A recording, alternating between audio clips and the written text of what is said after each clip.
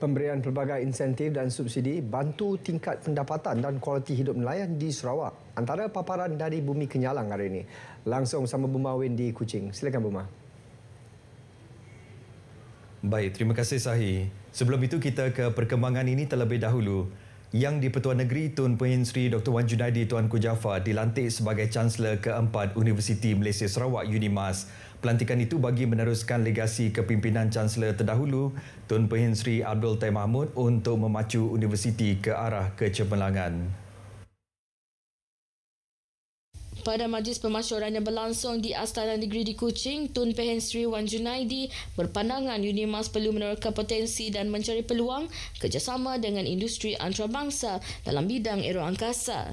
Inisiatif itu akan mengukuhkan kedudukan UNIMAS di peta dunia serta menjadikan institusi tersebut sebagai penyumbang utama kepada kemajuan sains dan teknologi angkasa.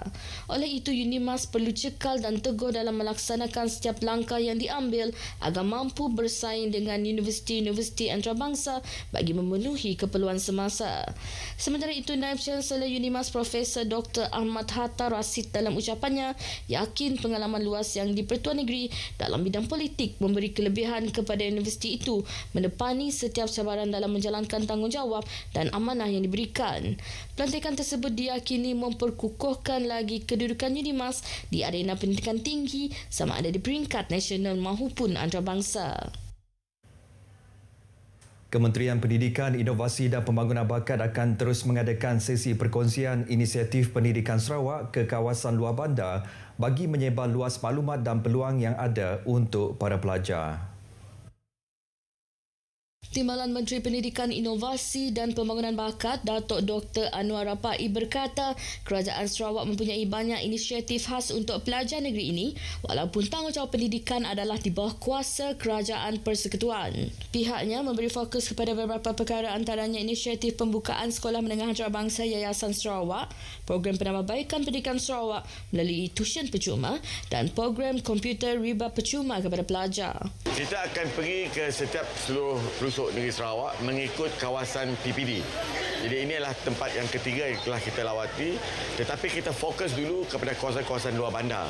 Disebabkan kita hendak menekankan pentingnya pendidikan kepada masyarakat di luar bandar dan peluang yang ada diberi oleh kerajaan negeri untuk masyarakat di luar bandar. Jelasnya perkongsian maklumat seperti itu amat penting kerana beliau tidak mahu pelajar dari kawasan luar bandar tertinggal daripada mendapat pelbagai manfaat daripada inisiatif ini. Beliau ditemui pada sesi perkongsian inisiatif pendidikan Sarawak di SMK Seliri Kapit.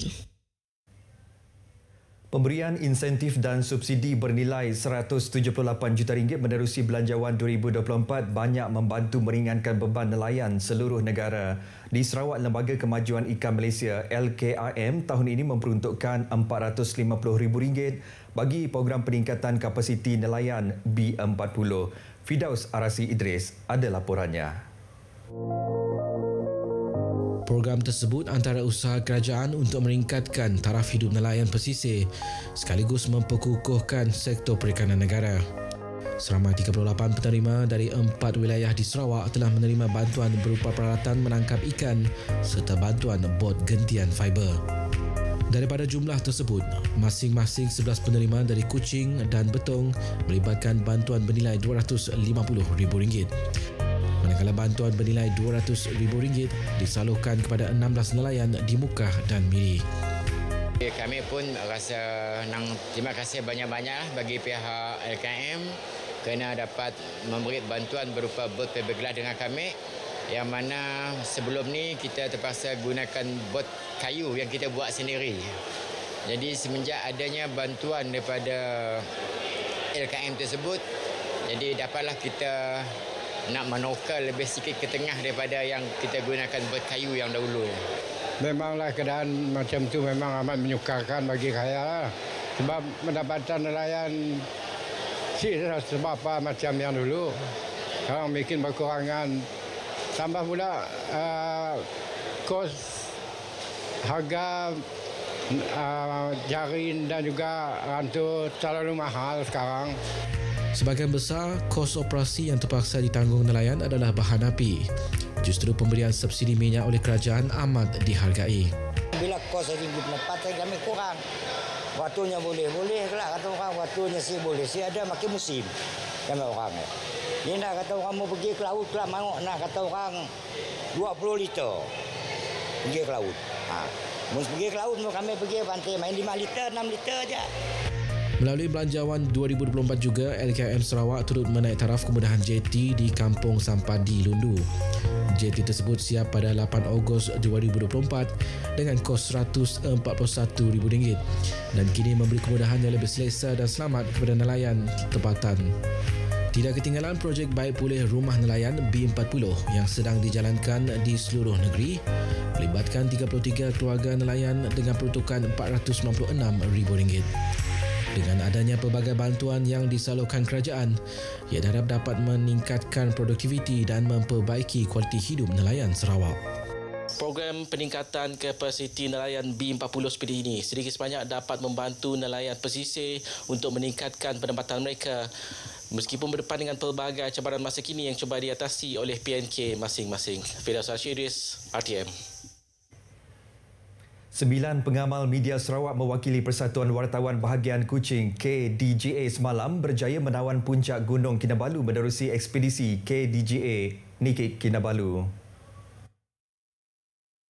Presiden KDJA Roni Teo Tek Uwe menerusi kenyataan media berkata ekspedisi edisi keempat itu diadakan untuk mengeratkan persaudaraan pengamal media di Kuching selain memberi peluang kepada mereka yang tidak pernah mendaki gunung tersebut. Ekspedisi yang bermula sejak 2019 itu juga untuk menyahut cabaran Premier Sarawak untuk KDJA mencabar kekuatan stamina dan keazaman ahlinya.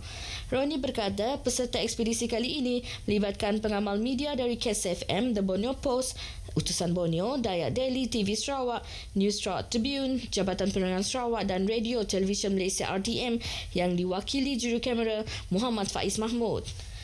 Pendakian mereka turut diiringi seorang pegawai Jabatan Bomba dan Penyelamat Malaysia JBPM Sarawak, Wan Abdul Mubin Wan Abdullah bagi membantu perjalanan menuju ke puncak. Kesemua pendaki berjaya tiba di puncak dengan paling awal tiba pada jam 5.20 pagi. Unit Penguatkuasaan Imigresen Miri telah menahan 55 individu menerusi beberapa operasi yang dijalankan di Pujut Piasau, Bakam, Lutung dan Kuala Baram Isnin lepas. Mereka yang ditahan terdiri daripada 18 lelaki, 7 wanita dan 30 kanak-kanak. Individu berkenaan antara 59 yang diperiksa hasil serbuan ke atas rumah kongsi, rumah sewa dan penempatan sementara di tapak pembinaan. Tangkapan terbesar adalah di kawasan tapak pembinaan perumahan di Kuala Baram melibatkan 42 individu.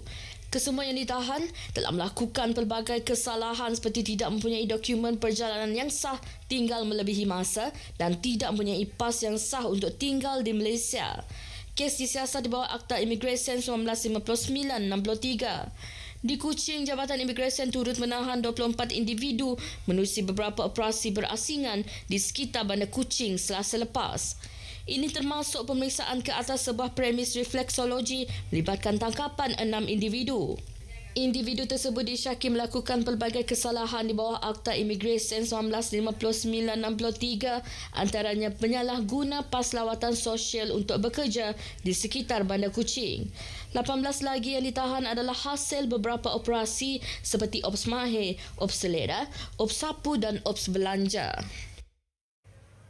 25 penghuni hilang tempat tinggal setelah 7 unit rumah pekerja di Jalan Sungai Nyigu di Bintulu musnah dalam kebakaran awal pagi tadi.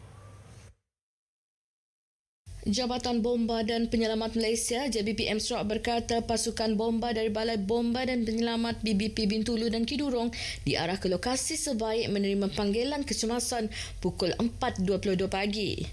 Kebakaran melibatkan struktur sementara yang menempatkan penghuni dari 7 unit rumah berkenaan. Kebakaran berjadi kawal pukul 5.19 pagi dan operasi tamat kira-kira 2 jam kemudian. Tiada kecederaan dilaporkan dan semua penghuni berjaya diselamatkan manakala puncak kebakaran dan anggaran kerugian masih disiasat. Baik saudara, perkongsian itu tadi mengakhiri berita dari Sarawak, dari sungai hingga segara, Palestin pasti merdeka. Kita kembali bersama Sahi untuk perkembangan berita selanjutnya. Sahi, silakan. Baik Buma, terima kasih.